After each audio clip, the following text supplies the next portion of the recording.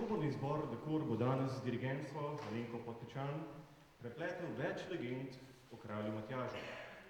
Sami pa boste presodili, katera je vaša najljubša.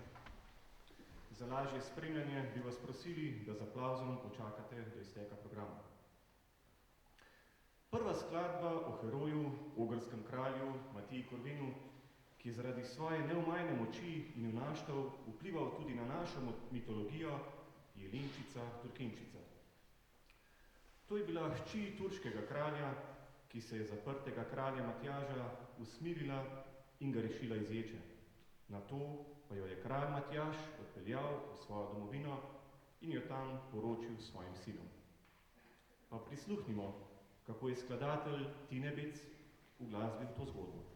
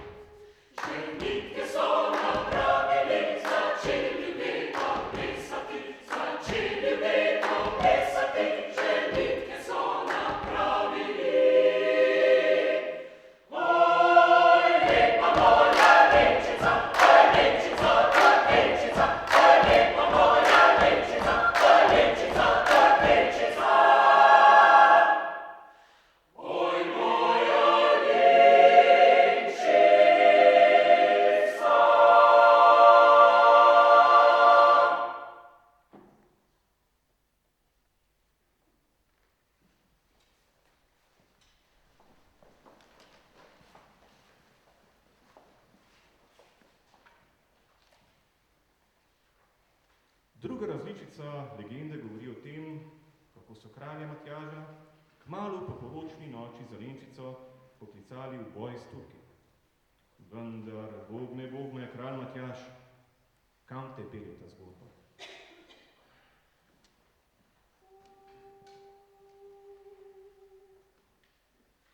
Se kralj Matjaž oženil,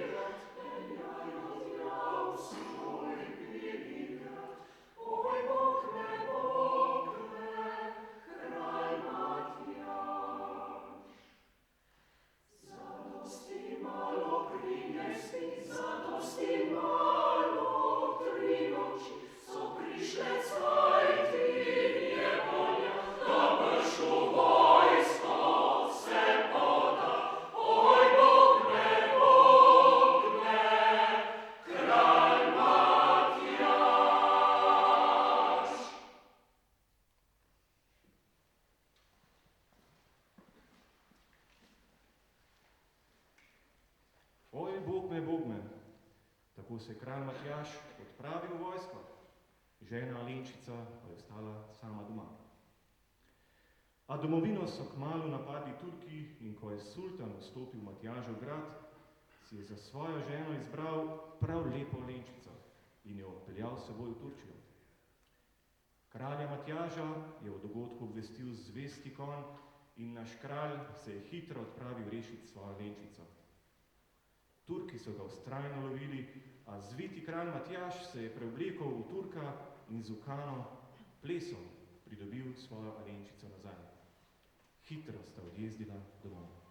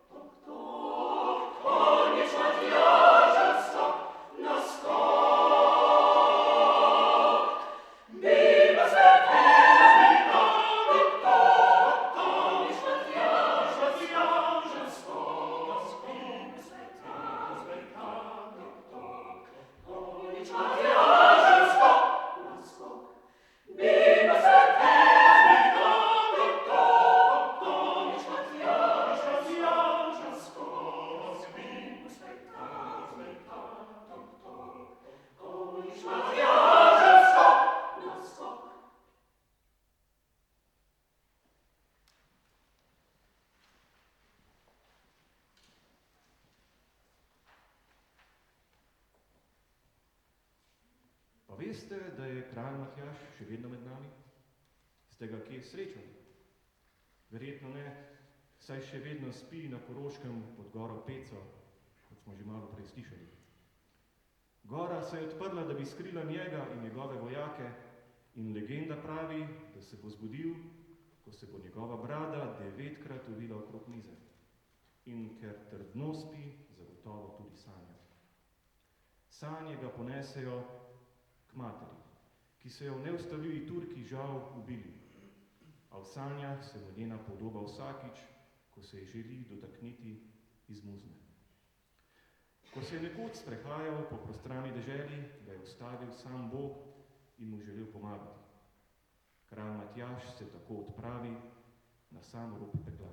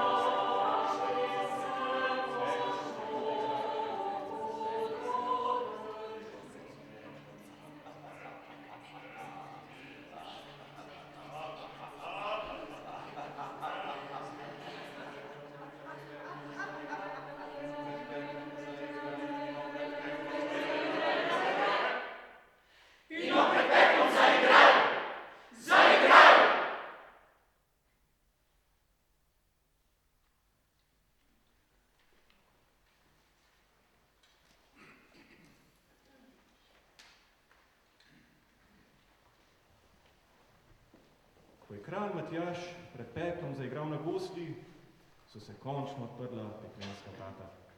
In tako se je srečal z materjo. Želel si je, da bi njena duša odpotovala zasluženemu počitku v nebesu.